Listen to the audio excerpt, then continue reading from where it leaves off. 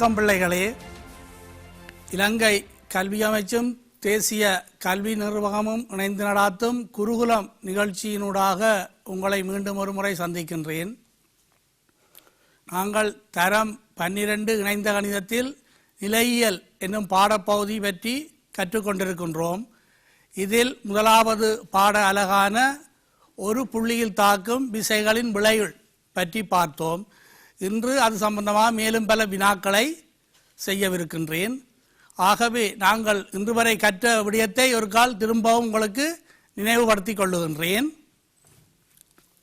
ஒரு புள்ளியில் தாக்கும் ஒரு தள விசைகள், ஒரு புள்ளியில் தாக்கும் இரு விசைகளின் விளைவுள் காண்பதற்கு முக்கியமான விதி விசை இணைகர விதி.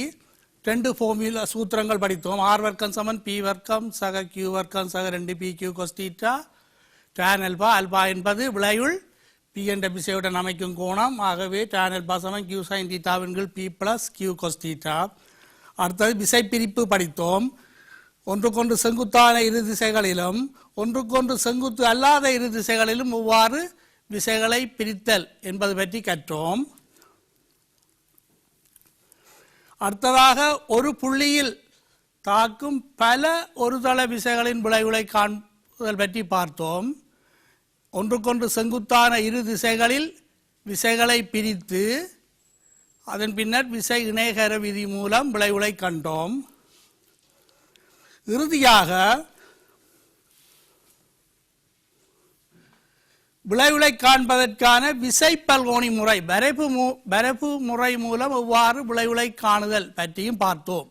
இது தொடர்பாக இன்றும் மேலதிகமான வினாக்களை செய்யவிருக்கின்றேன். இன்னொரு உதாரணம்,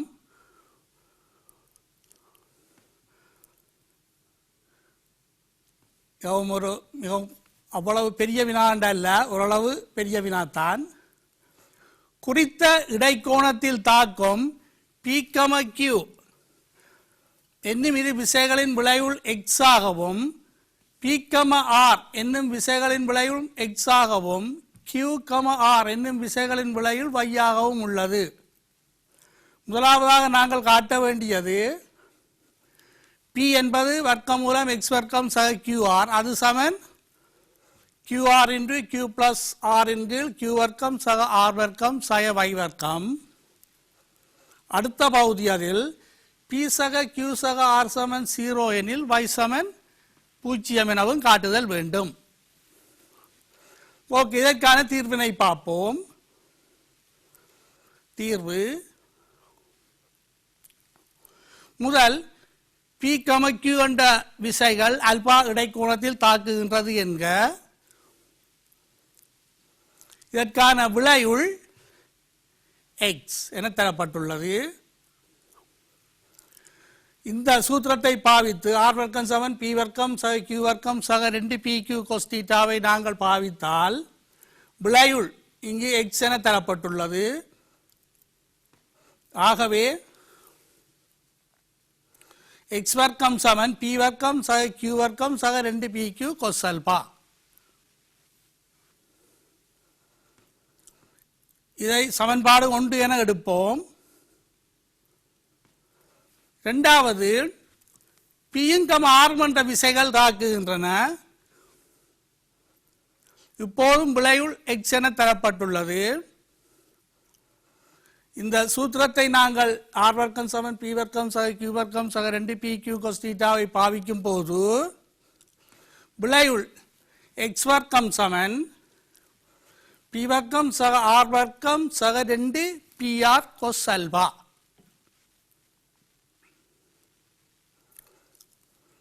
சமன்பாடு 2. மூன்றாவதாக Q, R என்ற விசைகள் அல்பா இடைக்கோணத்தில் தாக்குகின்றன. விளைவுள் Y சூத்திரத்தின்படி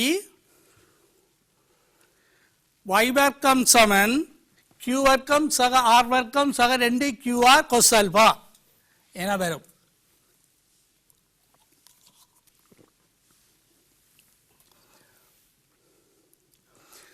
சமன்பாடு 1 2 கழிப்போம். சமன்பாடு 1 2 கழிக்கும் போது ஒன்றில் இடது கை பக்கம் எக்ஸ் வர்க்கம், ரெண்டில் இடது கை பக்கம் எக்ஸ் வர்க்கம். ஆகவே இடது கை பக்கம் 0 என வரும். வலது கை பக்கம் பி வர்க்கம், முதலாம் சமன்பாட்டில் உள்ள பி வர்க்கம், இரண்டாம் சமன்பாட்டில் உள்ள பி வர்க்கம் கேன்சல் ஆகும். ஆகவே கியூ வர்க்கம் சக 2pq cos alpha சக இரண்டாவது சமன்பாட்டில் சக r வர்க்கம் சக 2pr cos alpha.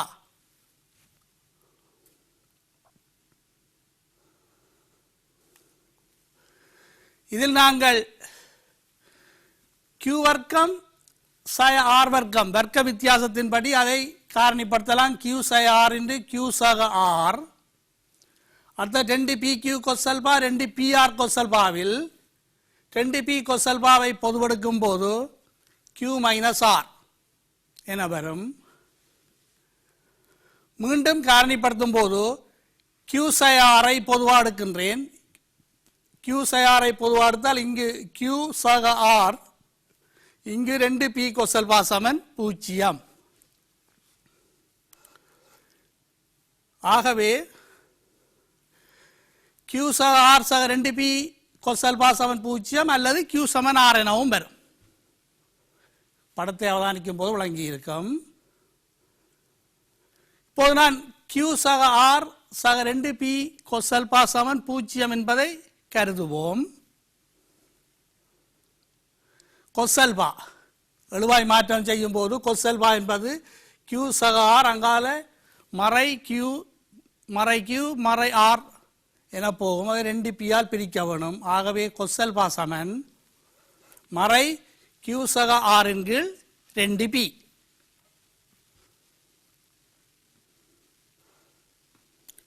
இதை சமன்பாடு 4 என எடுப்போம். cos alpha எழுவாய் மாற்றம் செய்த கோவை சமன்பாடு 4. முடிவு 4ஐ சமன்பாடு 1 பிரதியிடப் போகின்றேன். சமன்பாடு 1 என்பது x வர்க்கம் சமன் p வர்க்கம் சக q வர்க்கம். இந்த சமன்பாடை x வர்க்கம் சமன் p வர்க்கம் சக q வர்க்கம் சக 2pq cos alphaவுக்காக நான் பிரதியீடு செய்கின்றேன்.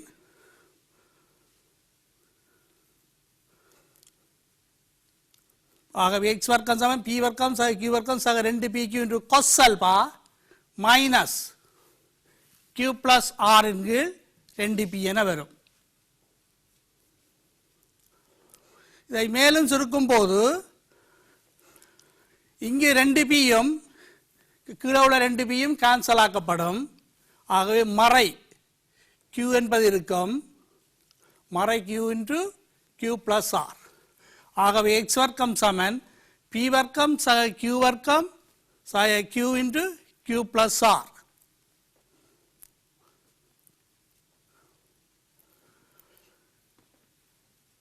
இதை விரித்தெழுதும் போது p வர்க்கம் சக q வர்க்கம் சக q வர்க்கம் சக qr என வரும்.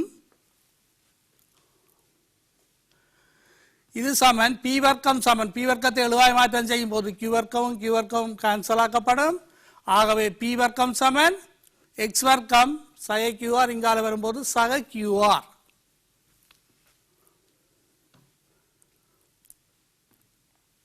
ஆகவே p என்பது வர்க்கமூலம் x வர்க்கம் சக qr.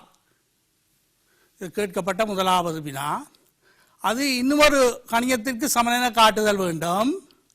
அதற்காக நான் சமன்பாடு 4ஐ சமன்பாடு 3இல் பிரதியிடப் போகின்றேன். சமன்பாடு 4 உங்களுக்கு சமன்பாடு 3ம் 4ம் ஏற்கனவே கண்டு வச்சிருக்கின்றோம். சமன்பாடு 4ஐ 3இல், அதாவது சமன்பாடு 3இல் உள்ள cos alphaவுக்காக வேண்டி இந்த மைனஸ் q சக r இன் கீழ் 2pஐ பிரதியீடு செய்கின்றேன். ஆகவே y வர்க்கம் சமன் q வர்க்கம் சக r வர்க்கம் சக 2qr என்று cos alphaவுக்காக மைனஸ் q plus r இன் கீழ் 2p.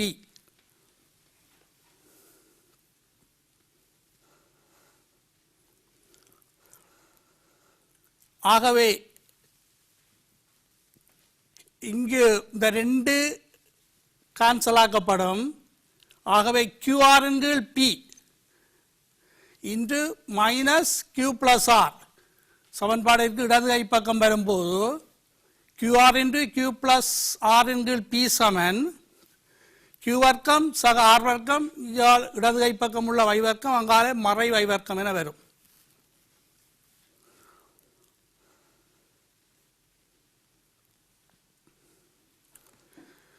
ஆகவே குறுக்கு பீனால் இரண்டு பக்கமும் பெருக்கும் போது இங்கு p கேன்சல் ஆகப்படும் qr into q plus r சமன் வலது கை பக்கத்தை p ஆல் பெருக்குகின்றேன் p into q வர்க்கம் சக r வர்க்கம் சய y வர்க்கம்.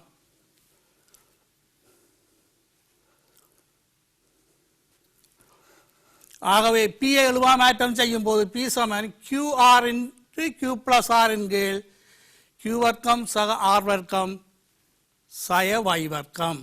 இதுதான் கேட்கப்பட்ட முதலாவது வினாங்களுக்கு. p என்பது ரெண்டு கணியத்துக்கு சமன் என p என்பது வர்க்கம் மூலம் x வர்க்கம் சக qr இருக்கும், p என்பது qr into q plus r இன் கீழ் q வர்க்கம் சக r வர்க்கம் சய y வர்க்கத்திற்கும் சமன் என காட்டியுள்ளோம். அடுத்த பகுதி எங்களுக்கு ஒரு தரவு தரப்பட்டுள்ளது. p சக q சக r சமன் 0 என தரப்பட்டுள்ளது.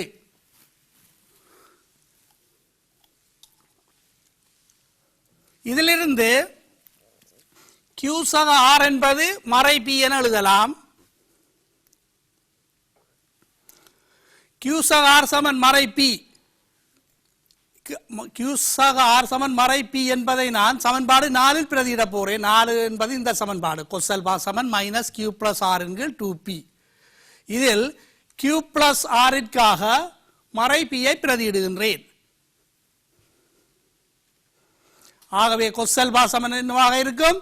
கொசல்பா சமன் மறை தர q பிளஸ் r ற்காக மறை p அதன் கீழ் 2p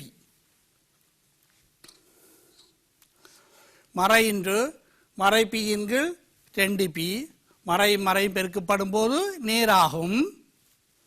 ஆகவே கொசல்பா சமன் அரை என வரும். கொசல்பா சமன் அரை. 2,3 இந்த கொசல்பா சமன் அரை என்பதை சமன்பாடு 2,3 பிரதியிட போகின்றேன். இரண்டாவது விசைத்தொகுதியும் மூன்றாவது விசைத்தொகுதியும் ஏற்கனவே எடுத்து வச்சுக்கிறோம். இது இரண்டாவது சமன்பாடு, இது மூன்றாவது சமன்பாடு. இந்த ரெண்டு சமன்பாடுலையும் கொசல்பா என்ற கணியம் இருக்கின்றத கொசல்பாக்காக வேண்டி அரையை பிரதியீடு செய்ய போகின்றேன்.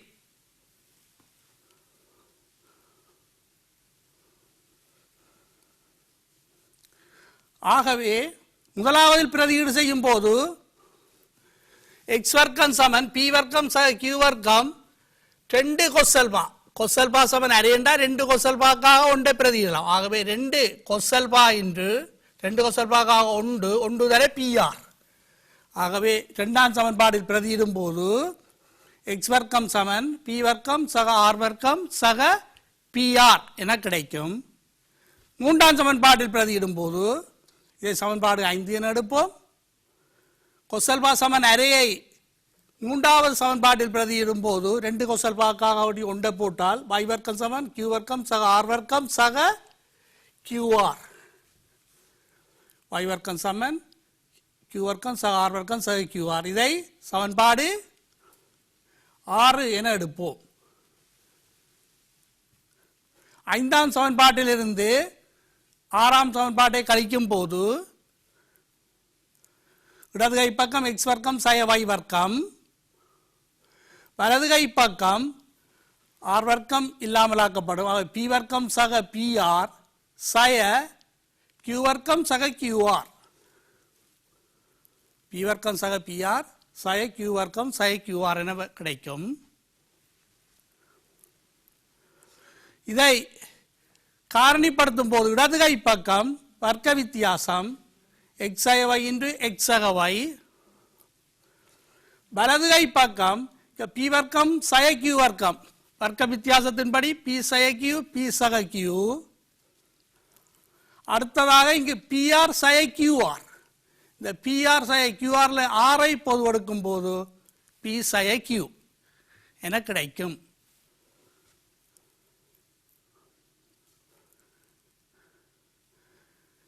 இது சமன் p சய q. இங்கு p சய q ஐ மீண்டும் பொது கொடுக்கும் போது இங்கு P சக Q இங்கு R. ஆகவே P சக Q இன்டு P சக Q சக R என வரும். ஆனால் எங்களுக்கு தரப்பட்ட தரவு P சக Q சக R சமன் 0 எங்களுக்கு தரப்பட்டது.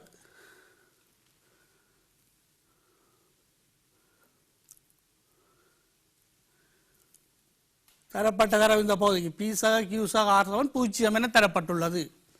இதை நாங்கள் பிரதியிடும் போது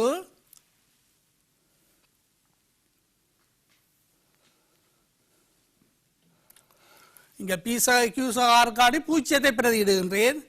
ஆகவே வலது கை பக்கம் P சக Q ஐ 0 பெருக்குகின்றோம்.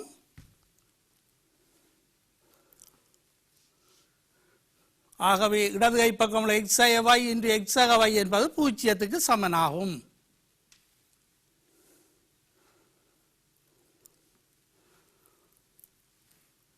ஆகவே x சக y சமன் 0 அல்லது x சக y சமன் 0 என கிடைக்கும்.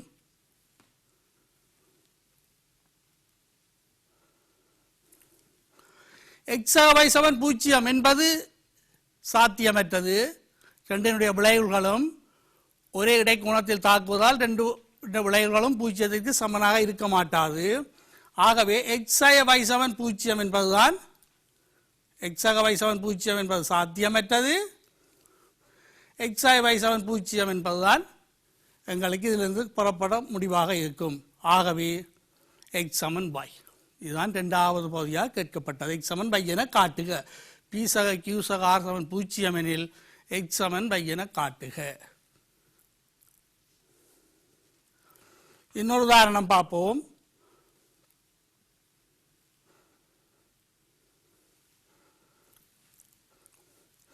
ஒரு புள்ளியில் தாக்கும் இரு விசைகளின் அதி உயர்வானது மிக குறைவானதுமான விளைவுளின் பருமன்கள் முறையே R, S ஆகும். அவ்விரு விசைகளும் 2π இடைக்கோணத்தில் தாக்கும் போது விளைவுள் வர்க்கமூலம் R வர்க்கம் cos வர்க்கம் π சக S வர்க்கம் sin வர்க்கம் π என காட்டுக. இதுக்குரிய தீர்வு ஒரு தியரி பார்ட் உண்டு, எங்களுக்கு தெரியும், கற்றெடுக்கின்றோம். ரெண்டு விசைகள் தீட்டா கோணத்தில் தாக்கும் P, Q என்னும் விசைகளின் விளைவுகளை R என எடுப்போம்.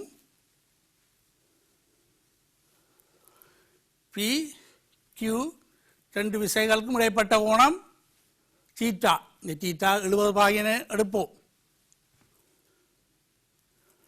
எப்போது விளைவு உயர்வாக இருக்கும்? விளைவு R எனில் விளைவு R எப்போது உயர்வாக இருக்கும்? ரெண்டு விசைகளும் இந்த திசையில் தாக்கும் போது.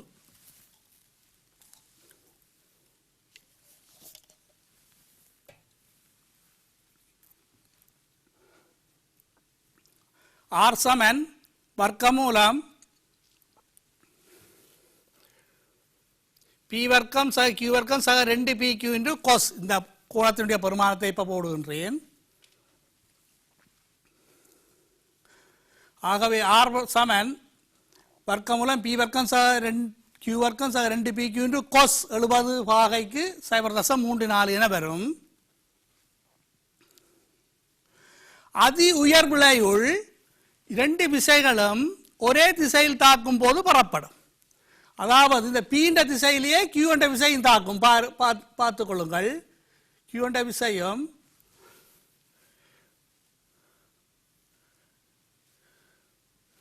P ரெண்டு விசைகளும் ஒரே திசையில் தாக்கும் போது cos 0 1 என்று வந்து எங்களுக்கு அதி உயர் விளைவில் சுருக்கும் போது P வர்க்கம் சக Q வர்க்கம் சக 2pq P சக Q முழுவதின் வர்க்கத்தின் வர்க்கமூலம் P சக Q என கிடைக்கின்றது. இரு விசைகளும் ஒரே திசையில் தாக்கும் போது இதான அதி உயர் விளைவு. ஆகவே ரெண்டு விசைகளும் அதி உயர் விளைவில் P சக Q ஆகும். மிக குறைந்த விளைவுள் ரெண்டு விசைகளும் எதிரெதிர் திசையில் தாக்கும் போது. இப்போது பாருங்கள், Q என்ற விசையை நான் எதிர் திசைக்கு மாற்றுகின்றேன்.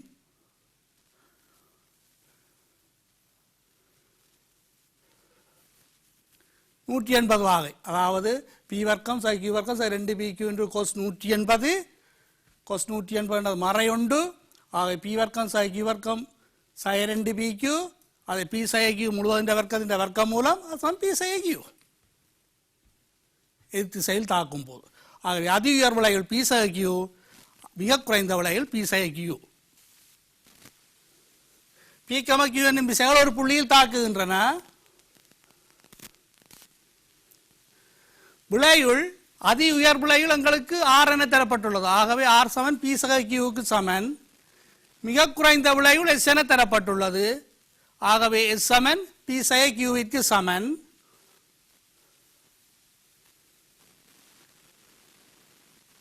இந்த ரெண்டு விசைகளும் 2 பை என்ற இடைக்கோணத்தில் தாக்குகின்றது.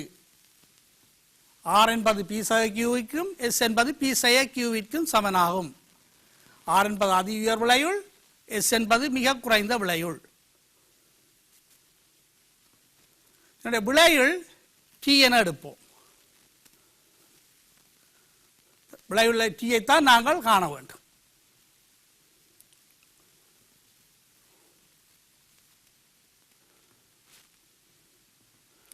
ஆகவே டி வர்க்கம் சமன் விசை இணைகர விதியின்படி டி வர்க்கம் சமன் பி வர்க்கம் சக கியூ வர்க்கம் சக 2 P Q cos 2 pi. P வர்க்கம் சக கியூ வர்க்கம் சக 2 பி கியூ கோஸ் 2 பை. திரிகோண கணித ஒரு சர்வ சமன்பாடு படித்திருக்கோம். கொஸ் 2 தீட்டான்றது கொஸ் வர்க்கம் தீட்டா சைன் வர்க்கம் தீட்டா. ஆகவே இங்கு கொஸ் 2 பை என்றது கொஸ் வர்க்கம் பை சைன் வர்க்கம் பை என எழுதலாம். பி வர்க்கம் சக கியூ வர்க்கம் சக 2 பி கியூ இன்டு கொஸ் 2 பைக்காக கொஸ் வர்க்கம் பை சைன் வர்க்கம் பை.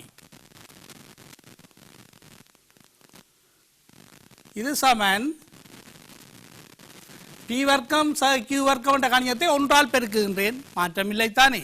ஒன்றால் பெருக்கும் போது சக 2 பி கியூ இன்டு கொஸ் வர்க்கம் பை சைன் வர்க்கம் பை. எங்களுக்கு திரிகோண கணித இன்னொரு சர்வ சமன்பாடு தெரியும். கொஸ் வர்க்கம் பை சக சைன் வர்க்கம் பை 1. ஆகவே இந்த ஒன்றுக்காக கொஸ் வர்க்கம் பை சக சைன் வர்க்கம் பையை பிரதியீடு செய்கின்றேன். ஆகவே இது சமன் பி வர்க்கம் சக கியூ வர்க்கம் இந்த ஒன்றுக்காக சைன் வர்க்கம் பை கொஸ் வர்க்கம் பை சக 2 பி கியூ இன்டு இங்கு கொஸ் வர்க்கம் பை சைன் வர்க்கம் பை இருக்கின்றது.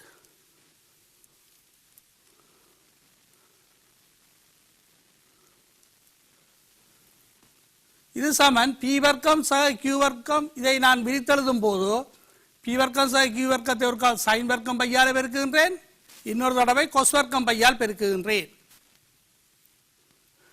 பி வர்க்கம் சக கியூ வர்க்கம் என்று சைன் வர்க்கம் பை சக பி வர்க்கம் சக கியூ வர்க்கம் என்று கொஸ் வர்க்கம் பை சக 2 பி கியூ என்று கொஸ் வர்க்கம் பை மைனஸ் சைன் வர்க்கம் பை.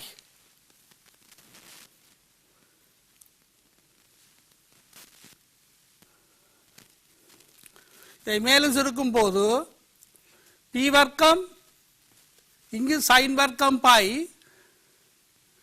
இங்கு ஒரு சைன் வர்க்கம் பை இருக்கின்றது கடைசி உறுப்பு.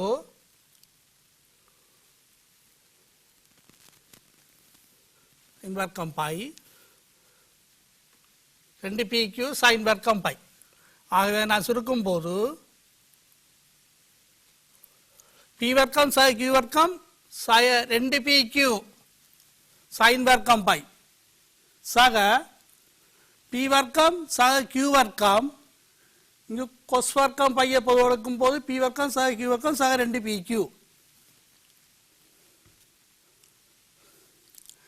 இதை பி வர்க்கம் சக கியூ வர்க்கம் சக 2 பி கியூ என்பதை பி சக கியூ முழுவதின் வர்க்கம் என எழுதலாம். இது சைன் வர்க்கம் பை. பி வர்க்கம் சக கியூ வர்க்கம் சக 2 பி கியூ கொஸ் வர்க்கம் பை என்பதை பி வர்க்கம் சக கியூ வர்க்கம் சக 2 பி கியூ என்பதை பி சக கியூ முழுவதின் வர்க்கம், அதை கொஸ் வர்க்கம் பையால் பெருக்குதல் வேண்டும். பி சக கியூ உங்களுக்கு தெரியும். அதைத்தான் அதிக கூடிய விலையில் ஆறும் அதிக குறைந்த விலையில் செய்யணும் எனக்கு உங்களுக்கு தரப்பட்டது. பி சக கியூக்காக ஆறும் பி பி சக கியூக்காக எஸ்ஸையும் பிரதியிடும் போது பி சக கியூக்காண்டி எஸ், பி சக கியூக்காக ஆர். இது சமன் எஸ் வர்க்கம் சைன் வர்க்கம் பை சக ஆர் வர்க்கம் கொஸ் வர்க்கம் பை ஆகிய விளையுள் டி ஆர் வர்க்கம் கொஸ் வர்க்கம் பை சக எஸ் வர்க்கம் சைன் வர்க்கம் பை. இது உங்களுக்கு கேட்கப்பட்ட வினா. பி கியூ என்னும் இரு விசைகள் ஒரு புள்ளியில் தாக்கும் போது விளையுள் ஆர் ஆகும்.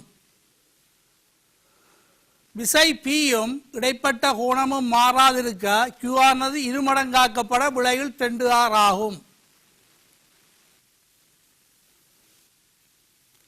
பி மாறாதிருக்க கியூ ஆனது எதிர்போக்கில் தாக்கும் போது விளையுள் விசை 2R ஆகும். இதை காட்டணும். பி வர்க்கத்திற்கும் கியூ வர்க்கத்திற்கும் ஆர் வர்க்கத்திற்குமான விகிதம் 2க்கு 3க்கு 2 என காட்டுதல் வேண்டும். இதற்கான தீர்வினை பார்ப்போம். இதை 2 முறையால் செய்ய போகின்றேன். ஒன்று கேத்திர கணித முறை, மற்றது நாங்கள் படித்த விசை இணை கர விதி மூலம். 2 முறையாலும் செய்கின்றேன். 2 விசைகள் பி கியூ என்ற 2 விசைகள், 2னதும் விளையுள் ஆர்.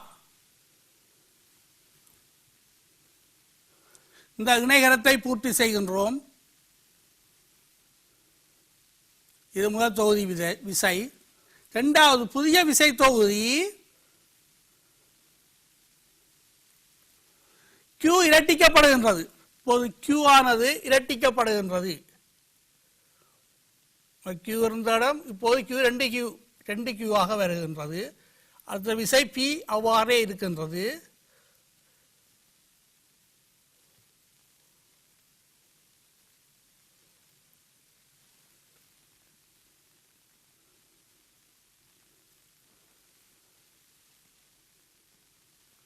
இப்போது விளையுள் 2R என தரப்பட்டுள்ளது. விசை இணைகரத்தை பூர்த்தி செய்வோம். 2Qவுக்கும் Pக்கும் ஆன விசை இணைகரம் ODE A என கிடைக்கும்.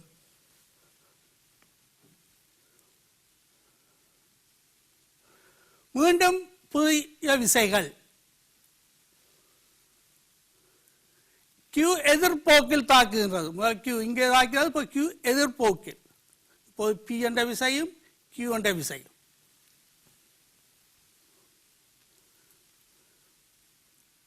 இதை OF என்ற நேரோட்டு துண்டத்தாலும் இதை OA என்ற நேரோட்டு துண்டத்தாலும் குறிக்கின்றேன். விளையுள் இப்போது புதிய விளையில் யாது? இப்போதும் 2R என தரப்பட்டுள்ளது. இப்போது விசை இணைகரத்தை பூர்த்தி செய்கின்றேன். 2 விசைகள் P என்ற விசை, Q என்ற விசை, விளையுள் R. இதை மூலைவிட்டமாக கொண்ட இணைகரத்தை பூர்த்தி செய்யும் போது இந்த இணைகரம் பெறப்படும். இப்போது இந்த கேள்வி அடையாளமிடப்பட்ட பக்கத்தின் பருமன் யாது?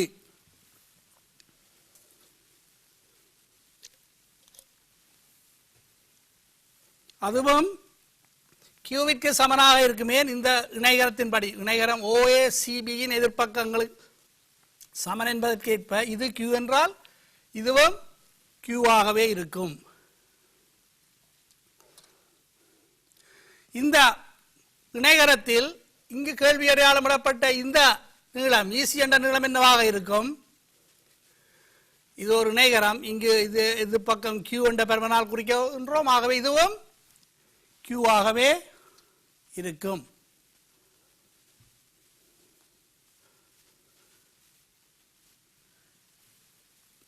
இந்த கீழே உள்ள விசை இணைகரத்தில் இங்கு கேள்வி அடையாளமிடப்பட்ட இந்த பக்கமும் Q ஆகவே இருக்கும். ஆகவே EG என்ற பக்கத்தின் பருமன் யாது? EG என்பதை நான் இங்கு மஞ்சள் நிற கோட்டினால் காட்டியிருக்கின்றேன். EG இது Q, இதுவும் Q, இதுவும் Q. ஆகவே EG என்பது இவ்வாறு இருக்கும். 3Qவிற்கு சமனாக இருக்கும்.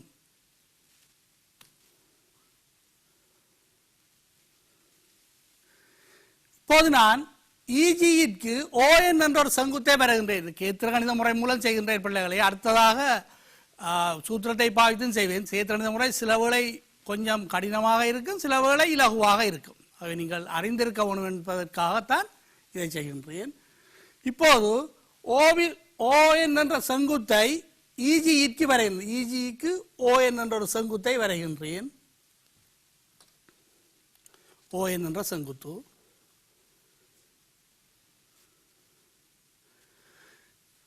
இந்த பக்கம் OE என்ற பக்கமும்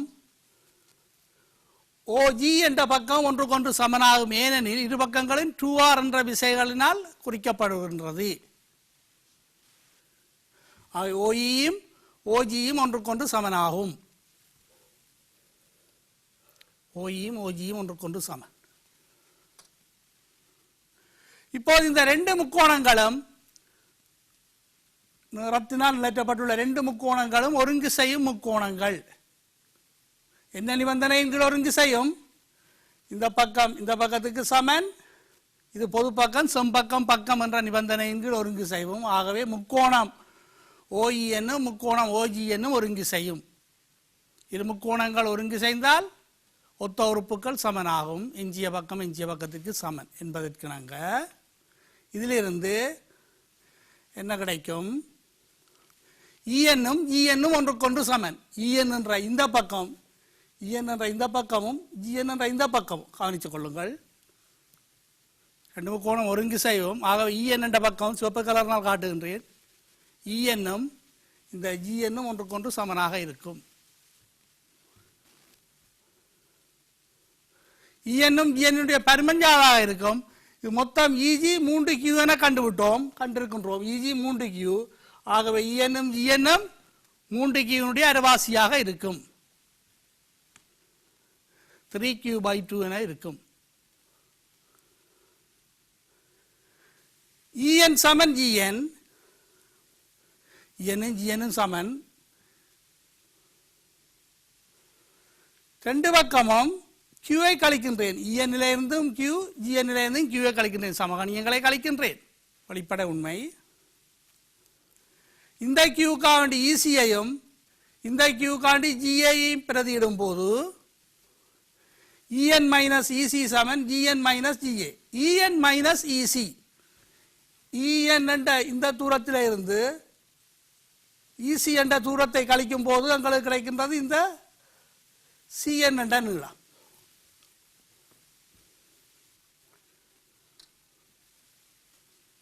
CN. GN என்ற நீளத்திலிருந்து GAயை கழிக்கும் போது GN என்ற இந்த நீளத்திலிருந்து GAயை கழிக்கும் போது எங்களுக்கு கிடைக்கின்றது இந்த நீளம் AN. அதாவது CNனும் ANனும் சமன். சிவப்பு கலர்னால் காட்டியிருக்கின்றது. CNனும் ANனும் ஒன்றுக்கொன்று சமன்.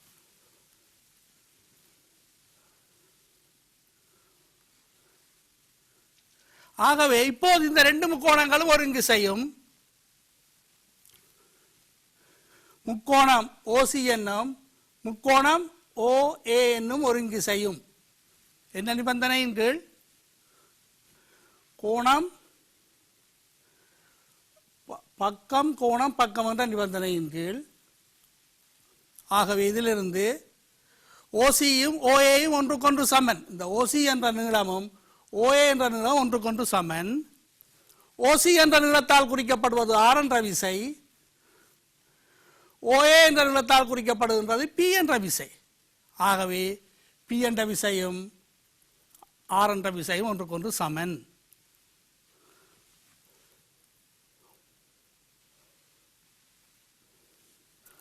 ஆகவே GN சமன் 3Q/2, GA சமன் Q.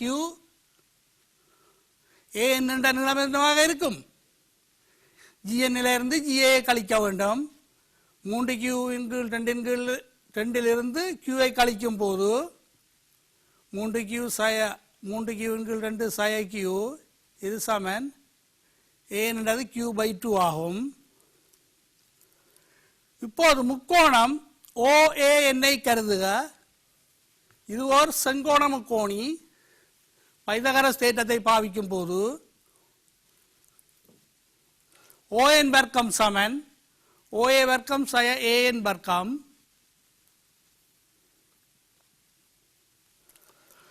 OAக்காக P ANக்காக Q/2 P வர்க்கம் சய Q என்கிற 2 முழுவதும் வர்க்கம். ஆகவே ON வர்க்கம் சமன் P வர்க்கம் சய Q வர்க்கத்தின் கீழ் 4. இது சமன்பாடு 1. முக்கோணம் OGN இதுவும் ஒரு செங்கோண முக்கோணம் OGN பைதகரஸ் தேற்றம்.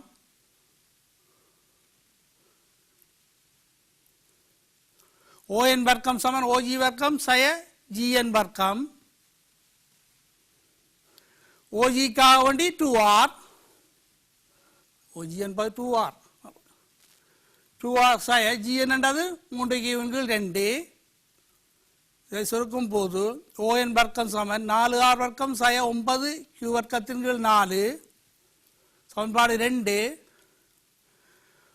ஓராம் சமன்பாட்டிலிருந்து 2ஆம் சமன்பாட்டில் இருந்தும் 1 என்பதும் ON என்றது இந்த பரிமாணத்துக்கு சமன் P வர்க்கம் சய Q வர்க்கத்தின் கீழ் 4.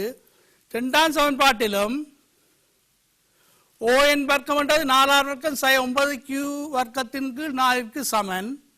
ஆகவே P வர்க்கம் சய Q வர்க்கத்தின் கீழ் 4 சமன் 4R வர்க்கம் சய 9Q வர்க்கத்தின் கீழ் 4. R சமன் P கண்டுள்ளோம். பிரதியிடும் போது ஆறுக்காக P-ஐ பிரதியிடுகின்றேன். ஆறுக்காக P. ஆகவே P வர்க்கம் சய Q வர்க்கத்தின் கீழ் 4 சமன் 4 P வர்க்கம் சய 9Q வர்க்கத்தின் கீழ் 4. ஆகவே மேலும் சுருக்கும் போது 3 P வர்க்கம் சமன் 8Q வர்க்கத்தின் கீழ் 4. P வர்க்கத்தின் கீழ் Q வர்க்கம் சமன் 2/3. இதிலிருந்து விகிதம் வழி எழுதலாம் 2/3.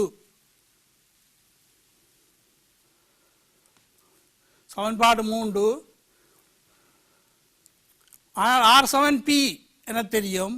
ஆகவே R வர்க்கத்துக்கும் P வர்க்கத்துக்குமான விகிதம் 2/2. 3லையும் 4லையும் இருந்து P வர்க்கத்து Q வர்க்கத்திற்கு R வர்க்கம் சமன் 2/3 என கிடைக்கும். இரண்டாவது முறைப்படி செய்கின்றேன். விசை இணைகர விதி சூத்திரத்தை பாவித்து முறை 2 என்ற சூத்திரம் வைக்கின்றேன். 2 விசைகள் உலையுளார் R வர்க்கம் சமன் P வர்க்கம் சய Q வர்க்கம் சய 2PQ cos θ. இப்போது புதிய விளையுள் விசை Q இரட்டிக்கப்படுகின்றது. விளையுள் 2R. இப்போது விளையுள் 2R விசை இணைகர விதியின்படி 2R முழுவதின் வர்க்கம் சமன் P வர்க்கம் சக 2Q முழுவதின் வர்க்கம் சக 2PQ 2P 2Q cos θ. இதை சுருக்கும் போது 4R வர்க்கம் சமன் 4R வர்க்கம் சமன்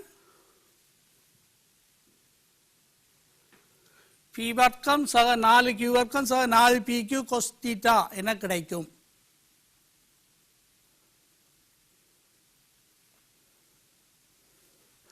இப்போது அடுத்த புதிய விளையுள் Q பிரமாற்றப்படுகின்றது. இந்த தொகுதி விசை இணைகர விதியின்படி விளையுள் 2R. இங்கு விசைகளுக்கு இடைப்பட்ட கோணம் கேள்வியில் அளவிடப்பட்ட கோணம் யாதாக இருக்கும்?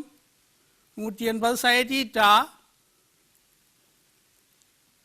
ஆக விசை இணைகர விதியின்படி 2R வர்க்கம் சமன் P வர்க்கம் சக Q வர்க்கம் சக 2PQ cos 180 sin θ.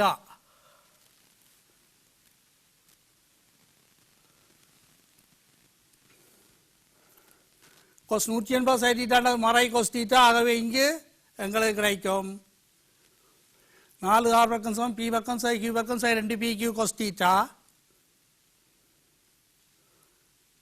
இப்போது எங்களுக்கு 3 சமன்பாடுகள் உள்ளன.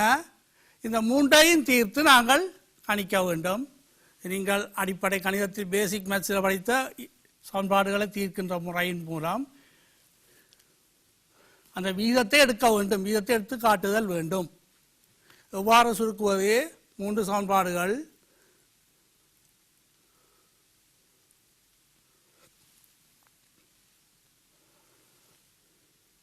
ஒன்றையும் மூன்றையும் கூட்டுகின்றேன். சமன்பாடு ஒன்றையும் மூன்றையும் கூட்டும் போது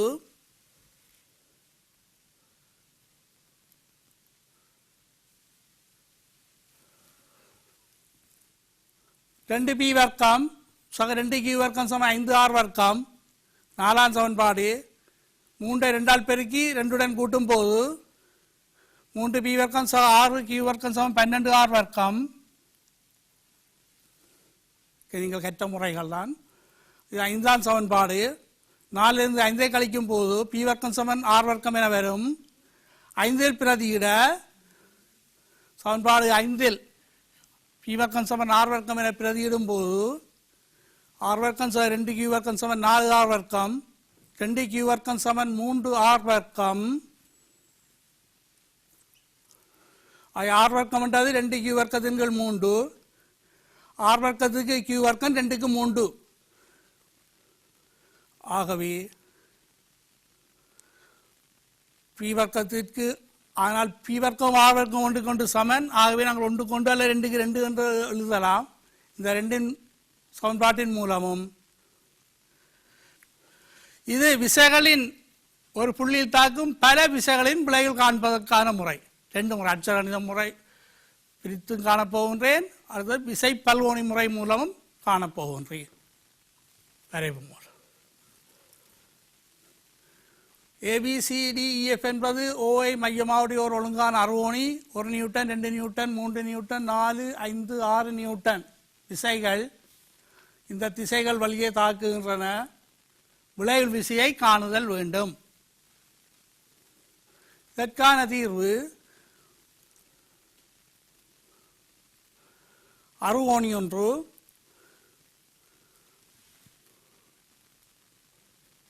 அறுகோணி, இதில் விசைகள் தாக்குகின்றன.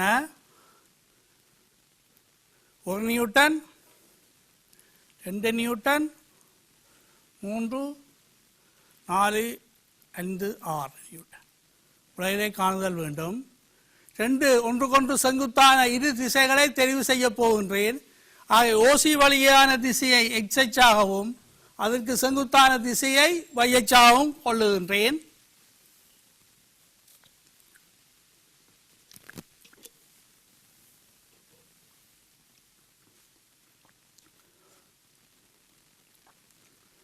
இந்த கோணம் கேள்வியால் அளவிடப்பட்ட இந்த கோணங்கள் ஒன்றும் 60 பாகைக்கு சமனாக இருக்கும்.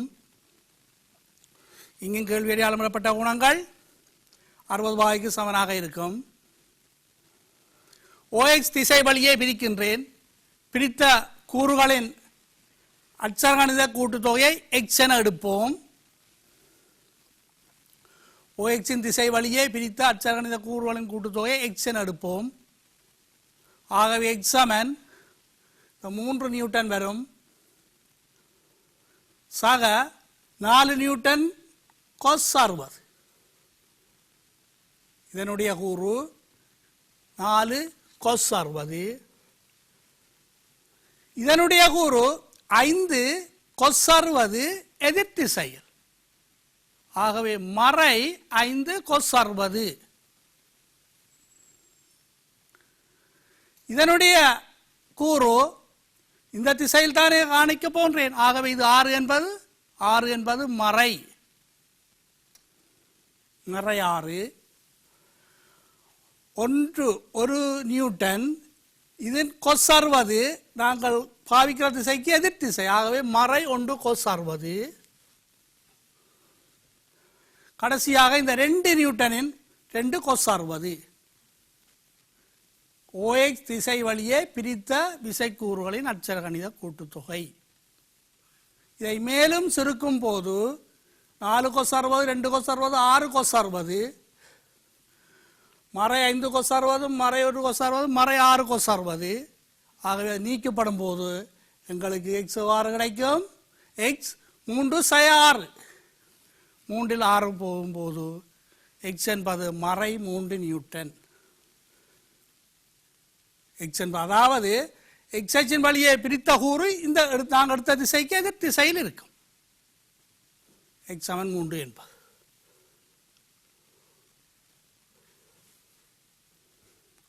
இப்போது ஓவை அச்சு வழியே பிரிக்க போகின்றேன். ஓவை அச்சு வழியே செங்குத்தான திசை பிரித்த விசைகளின் அச்சகணித கூட்டுத்தொகையை y என எடுத்தால் இந்த 2 விசைகளும் வராது. கிடைத்திசையில் உள்ள விசை நிலைக்குத்து கூறு நிலைக்குத்து திசையில் பிரிக்கும் போது அந்த 2 விசைகளும் இல்லாமல் ஆக்கப்படும். ஏன் கோஸ் 90 0 என்பதற்கு நாங்கள் அவை வர வேண்டிய போது விசைகள் 4 நியூட்டன் 5 நியூட்டன் இதில் 1 Newton 4 Newton.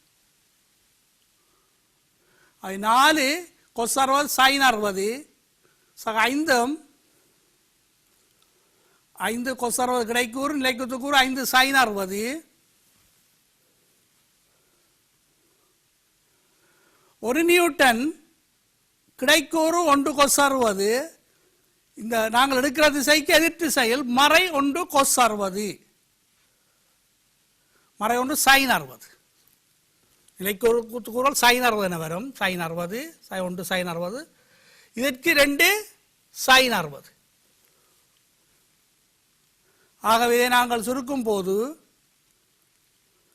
4 sign 60 5 sign 9 sign 60 அதில் 3 சைன் 60 போனால் 6 சைன் 60. இதுதான் y வழியான கூறு. ஆகவே y7 6 தர சைன் 60க்கு வர்க்கமூலம் 3/2 இதிலிருந்து y7 3√3 என வரும். ஆகவே எக்ஸ் அச்சின் வழியே பிரித்த கூறு எதிர் திசை மறை 3 ஆக நாங்கள் எடுத்த திசைக்கு எதிர் திசையில் 3 நிலைக்குத்து திசையில் 3 விசை இணைகர விதியின் மூலம் விளையுளார் கோணம் விளையுளுக்கும் 3 நியூட்டனுக்கும் இடைப்பட்ட கோணம் அல்பா ஆகிய 6 வர்க்கம் சமன் 3 வர்க்கமூலம் 3 முழுவதும் வர்க்கம் 3 வர்க்கம் 27 9 36 ஆகவே 6 சமன் 6 நியூட்டன் என கிடைக்கும். கோணம் tan அல்பா சமன் எதிர்பக்க கூறின் கீழ் அயல் பக்க கூறு 3√3 இன் கீழ் 3 இது சமன் √3. ஆகவே எங்களுக்கு தெரியும் அல்பா சமன் 60 பாகை. இப்போது விளையுள் 6 நியூட்டன் கோணம் அல்பா சமன் 60 பாகை விளையுள் கிடையுடன் அமைக்கும் கோணம். இப்போது இதை நான் விசை பல்கோணி முறை மூலம் கீறப்போகின்றேன். விசை பல்கோணி முறை ஏற்கனவே படித்துள்ளோம். அதை நாங்கள் குயிக்காக கீறுவோம். விசை பல்கோணி முறை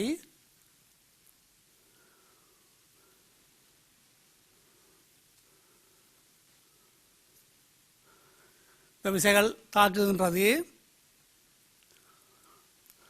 அளவிட எடுக்க வேண்டும். 1 நியூட்டன் சமன் 1 சென்டிமீட்டர் ஆகி 3 நியூட்டனுக்காக 3 சென்டிமீட்டர் 4 நியூட்டனுக்காக 4 சென்டிமீட்டர் ஏற்கனவே கற்றுள்ளோம். எவ்வாறு கீறுவது என்பது ரூலர் பாகைமானி முதல் இதில் ஒரு ஆரம்பத்தில் ஒரு புள்ளியை எடுத்து இதற்கு 3 நியூட்டனுக்கு சமாந்தரமாக 3 சென்டிமீட்டர் கீறுகின்றேன். ஆகி 3 சென்டிமீட்டர். அடுத்ததாக இந்த 4 நியூட்டன் கீறவுடன் 4 சென்டிமீட்டர் முதலாவதுடன் 60 பாகை. ஆகவே நாங்கள் பாகமானியை எடுத்து இதில் வைத்து 60 பாகை அளக்கின்றேன். இதனுடன் 60 பாகை இப்போது பாகமானி எடுத்து 4 நியூட்டனுக்காக 4 சென்டிமீட்டர்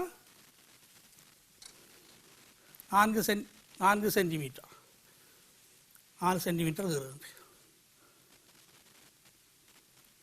இப்போது 5 நியூட்டனுக்காக 5 சென்டிமீட்டர் 4 நியூட்டனுடன் 60 பாகை உலர் எடுத்து இப்போது பாகமானியை வைத்து மீண்டும் 60 பாகை இந்த கோட்டுடன் 60 பாகை.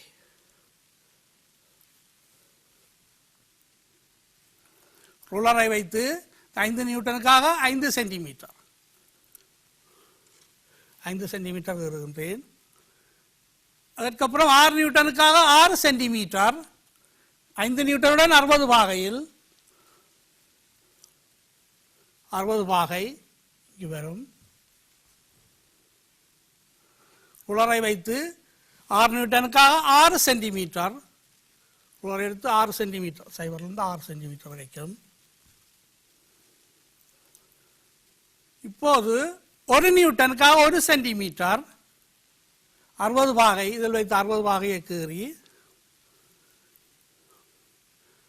1 சென்டிமீட்டர் உலரை வைத்து 1 சென்டிமீட்டர் 1 நியூட்டனுக்காக 1 சென்டிமீட்டர்.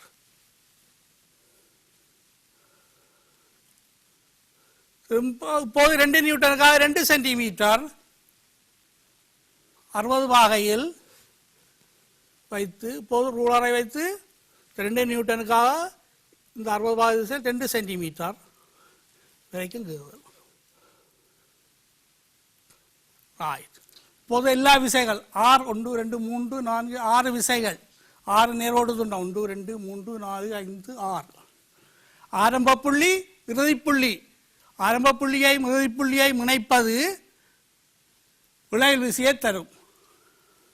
ஆகவே இதுதான் விளைவு விசை. பருமனிலும் திசையிலும் அதை அளக்க வேண்டும். ரூலரை வைத்து அளந்தால் எங்களுக்கு 6 சென்டிமீட்டர் நீளம் 6 சென்டிமீட்டர் 1 சென்டிமீட்டர் 1 நியூட்டன். ஆகவே விளைவு 6 சென்டிமீட்டரும் 6 நியூட்டன் கிடைத்தது போல். கோணம் அளக்க வேண்டும் இந்த கோணத்தை. ஆகவே 2 முறைப்படியும் விளைவுகளின் பருமன் 6 நியூட்டனும் 60 பாகை என கிடைக்கின்றது. 2 முறை மூலமும் செய்துள்ளேன். ஒரே விட 6 நியூட்டனும் 60 பாகையும் வந்துள்ளது.